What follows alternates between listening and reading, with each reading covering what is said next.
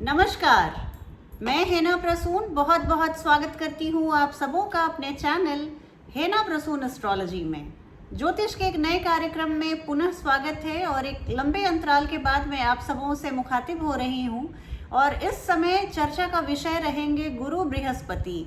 जैसा कि हम सभी जानते हैं, गुरु बृहस्पति 20 नवंबर 2021 को रात्रि 11:17 में धनिष्ठा नक्षत्र के तृतीय चरण से होते हुए मकर राशि से कुंभ राशि में प्रवेश कर जाएंगे। यहाँ ध्यान रखने वाली ये बात है कि मकर राशि और कुंभ राशि दोनों ही शनि की अपनी राशियां हैं और कुंभ राशि शनि की मूल त्रिकोण राशि है। मकर राशि में गुरु बृहस्पति नीच के होते हैं, कर्क राशि में उच्च के होते हैं और मीन और धनु इनकी खुद की राशियां हैं।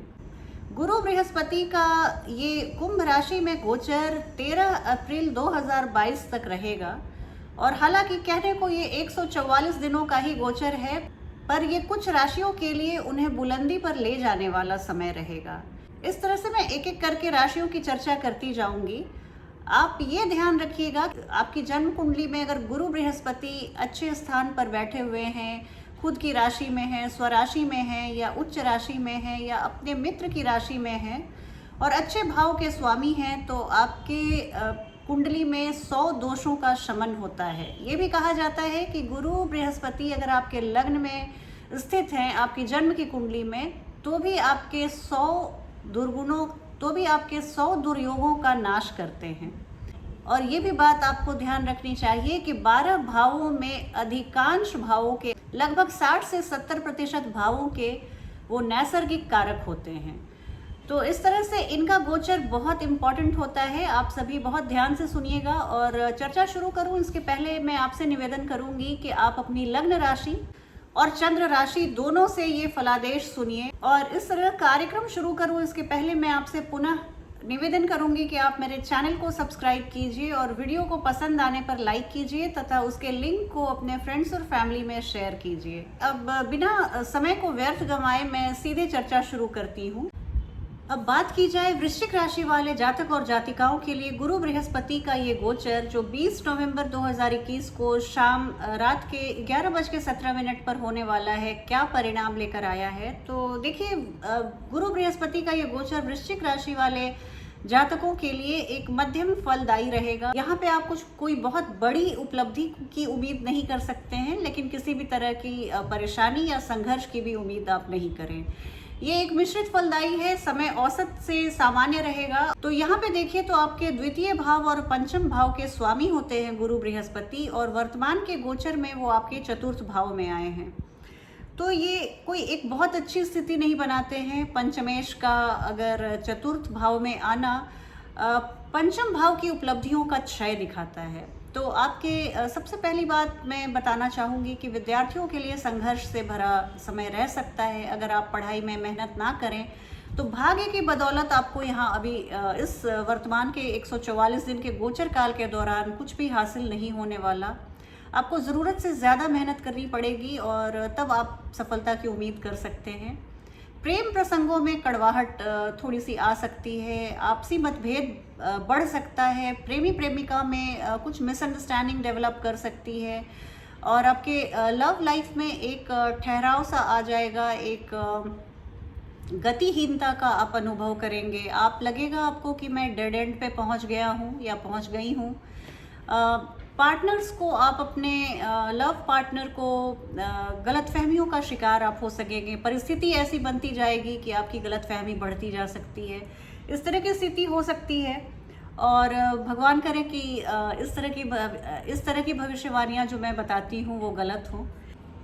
गुरु की 5वीं दृष्टि आपके अष्टम भाव में पड़ रही है। तो यहाँ पे मैं आपको बता सकती हूँ कि कोर्ट कचहरी में अगर कोई लंबित मुकदमे थे, आपकी कोई लीगल बैटल चल रही थी, तो वहाँ पे आपको एक राहत की उम्मीद दिखेगी। आपके कुछ दिनों के लिए वर्डिक्ट या तो रुक जाएगा या आपके फेवर में आ सकता है। वहाँ पे आपको विजय प्राप्त होगी। आपके ससुराल से आपके संबंध मधुर बनेंगे। ससुराल पक्ष में अगर आपकी कोई खटपट चल रही थी, तनातनी की स्थिति थी, तो वहाँ पे एक राहत भरी स्थिति को मैं देख रही हूँ। आपके जीवन साथी का स्वास्थ्य थोड़ा सा नासाज हो सकता है। जीवन साथी के स्वास्थ्य के प्रति आप सचेत रहिएगा। और इसके अलावा गुरु की सप्तम दृष्टि जो है डायरेक्ट साइट आपके 10th house of job profession पे पड़ रही है। यहाँ कार्य क्षेत्र में मैं देख रही हूँ आपकी बढ़ोतरी होती हुई दिख रही है, आपको प्रमोशन मिलता हुआ दिख रहा है। आप एक नए जॉब के लिए अगर स्विच करने की सोच रहे थे तो उसके लिए बहुत ही उत्तम समय है, वहाँ पे आपको सफलता मिलेगी। आपके पिताजी के स्वास्थ्य में वृद्धि होने वाली है। आपके पिताजी को ऑफिस के कार्य में बड़ी सफलता मिल रही है, वहाँ पे उनके करियर में एक प्रमोशन तय दिख रहा है। उनके ऑफिस में उनका दबदबा बढ़ रहा है।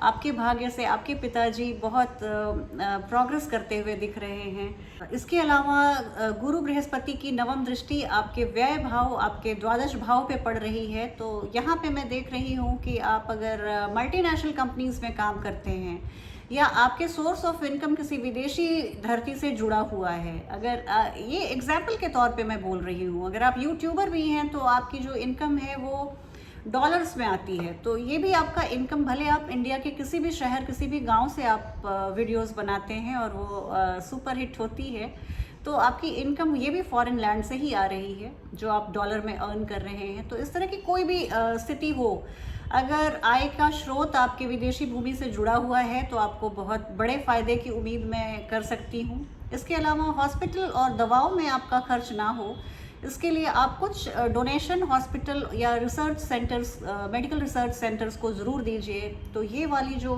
ग्रहीय स्थिति बनती है वो कट जाती है। और आप अपने स्वास्थ्य का पूरा ध्यान रखिए कि गुरु बृहस्पति अगर द्वादश भाव को देख रहे हैं तो द्वादश भाव में जो अच्छाइयाँ हैं वो आपको प्राप्त हों, और यहाँ से जुड़ी जो भी बुराइयों का शमन हो। आप अपने से अपने को इतना आप व्यवस्थित रखिए, इतना डिसिप्लिन रखिए कि आप इस तरह के गोचर से जो बेस्ट हो सकता है उसका फ़ायदा उठाइए और उसके जो अवांछनीय स्थिति है उससे आप बचे रहिए। तो कुल मिलाकर मैं देख रही हूँ कि वृश्चिक राशि वाले और वृश्चिक लग्न वाले जातकों के लिए ये समय मिश्रित परिणाम लेकर आया है। पर गुरु बृहस्पति निसंदेह एक बहुत बड़े ग्रह हैं, पर वो अकेले ही तो नहीं। आपकी कुंडली में बाकी के 8 ग्रहों की क्या स्थिति है और कैसी महादशा या अंतरदशा चल रही है, इसके लिए आप ज़रूर अपनी कुंडली को आप कंसल्ट कीजिए, देखिए।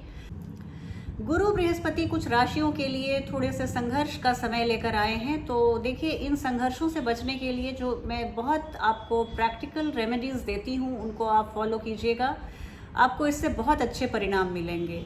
आप हल्दी या केसर का तिलक लगाया कीजिए सुबह स्नान के बाद।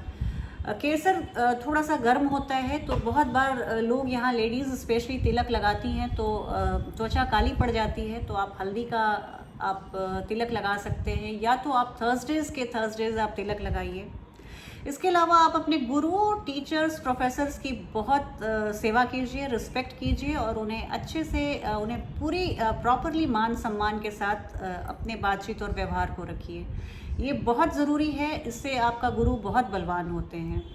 आप किसी भी भगवान को मानते हैं, किसी भी धर्म संप्रदाय को मानते हैं, उसके धार्मिक स्थान की आप साफ सफाई कीजिए।